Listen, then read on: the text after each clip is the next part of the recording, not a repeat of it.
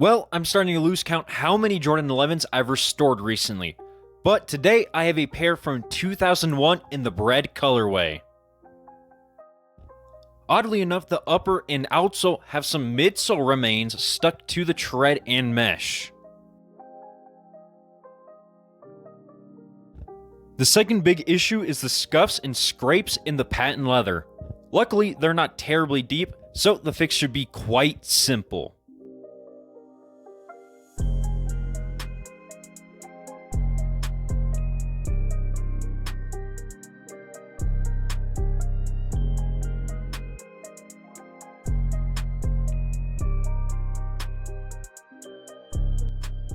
As expected from a 20-year-old plus shoe, the factory glue has failed, which has caused the midsole and outsole to separate from the upper.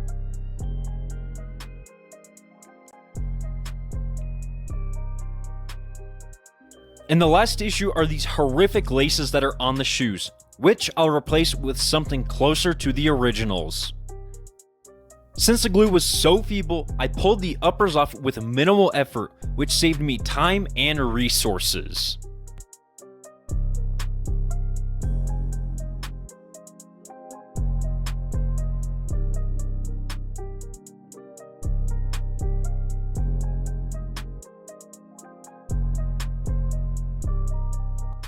Before I dive deep into cleaning the shoes, I remove the bits of midsole from the outsole and upper. And specifically on the soles, I used a small screwdriver as a pick. As usual, I used a stainless steel wire brush to remove any stubborn dirt or debris that was stuck in the outsole.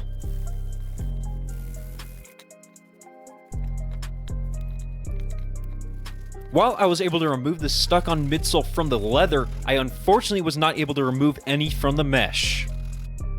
But by using warm water and a medium bristle brush, I was able to rid the mesh from any midsole remnants.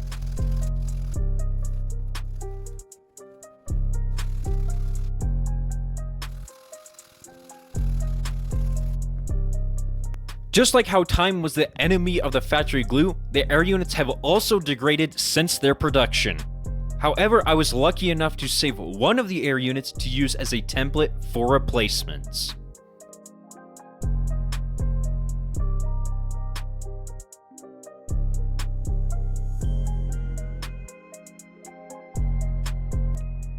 After getting the replacement air units to fit, I then grabbed a blow dryer, cotton balls, and acetone so that I could heat up and remove the factory glue on the midsoles and outsoles.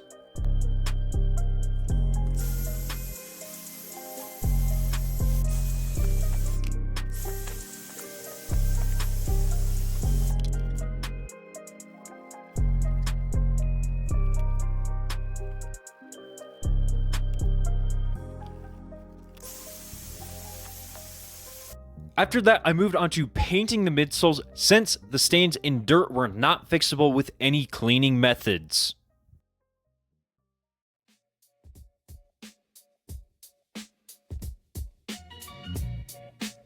Now, before I start any fixes on the upper, I'll skive the glue from the upper so that I'll be able to have a good base for the new glue to bond to.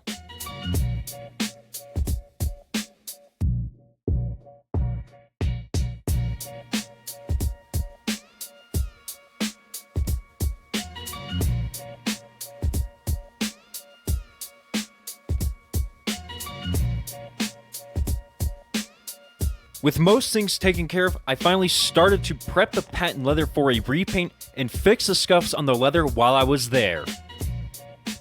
The first step of this process was sanding the leather with 400 grit sandpaper, and afterwards using 600 grit before cleaning the leather with acetone and cotton balls, and lastly using a tack cloth to remove any large debris. With all the paint prep done, I then laid multiple coats of flat black paint down before sanding the uppers to remove any imperfections before once again laying down more paint.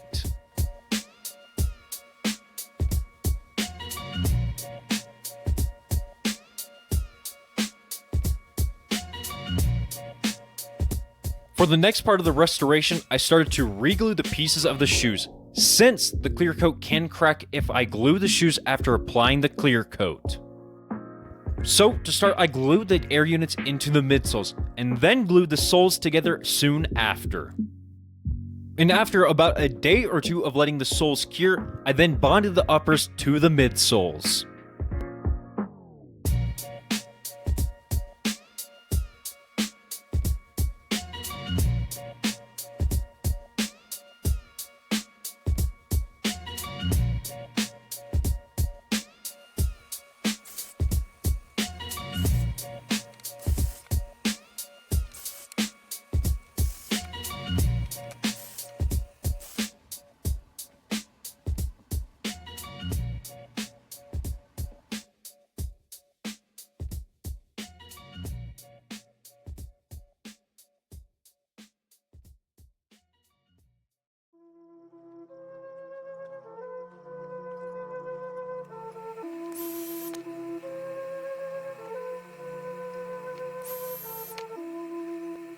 Now, with the clear coat being the last thing needed before the resto is complete, I made sure to clean the leather thoroughly before I applied 8 coats of high gloss clear. And this is where things went wrong, to put it bluntly. Since the clear coat was rather rough, I decided to wet sand it to hopefully smooth it out. But unfortunately, the clear coat ended up cracking on the left shoe soon after.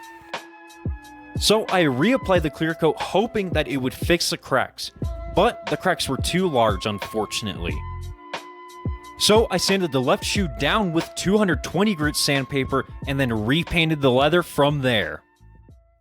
And unfortunately, after the second session of wet sanding on the right shoe, after I applied a new clear coat, it ended up cracking the same as it did on the left shoe.